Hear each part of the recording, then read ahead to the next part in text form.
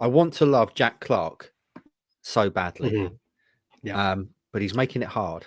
Where where are we with the Jack Clarke experiment? Because I'm starting to think, mate. I'm starting to fear that he's maybe not at this level. I don't know if it's about not being at the level, because I think we've seen enough from him in the Championship. I know there is still a difference, but we've seen enough from him over an extended period, albeit not with Ipswich, that he's a good enough player. There's two parts that come side by side here. One is that it's just taken a lot of time for him to come up to speed because he made a move quite late in the window, came to a club that had been spending quite a lot of time preparing for the step up to the Premier League, so he missed a lot of that preparation time. Then has to adjust to a new role. Yes, it's still a left winger role, but it's more of a left 10, isn't it? And that is very different to what he'd been doing before. And also at Sunderland, it was give the ball to Jack Clarke and hope for the best. Whereas this is, basically, whereas it's very different here, and that just doesn't happen. So he's had so much adjusting to do, and because it hasn't worked out and it hasn't clicked for him, it's clearly knocked his confidence, and you can see that. And I think that he's clearly struggling and feeling a little bit low with it as well. One of the things that got pointed out was when he scored against Bristol Rovers, he didn't even celebrate. And part of it is Bristol Rovers in the cup, but he kind of looked a bit sad almost when he scored. And I think that kind of maybe sums up some of his frustrations at the moment.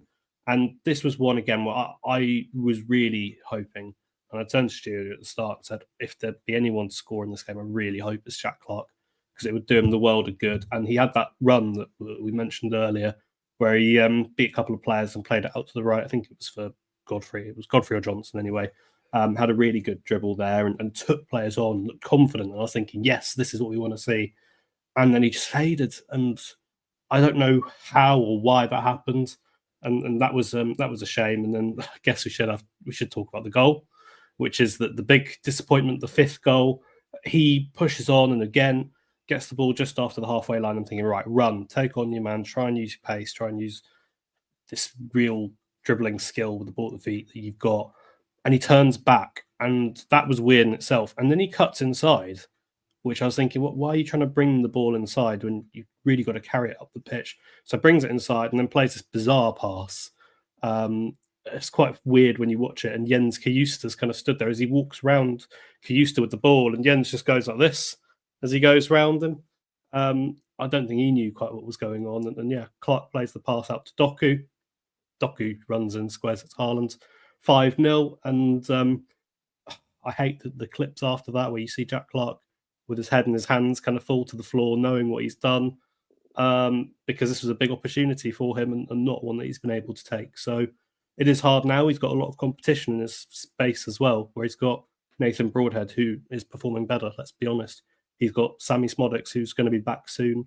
And now he's got Jaden Philogene as well. And it's hard to see him being towards the top of that priorities list.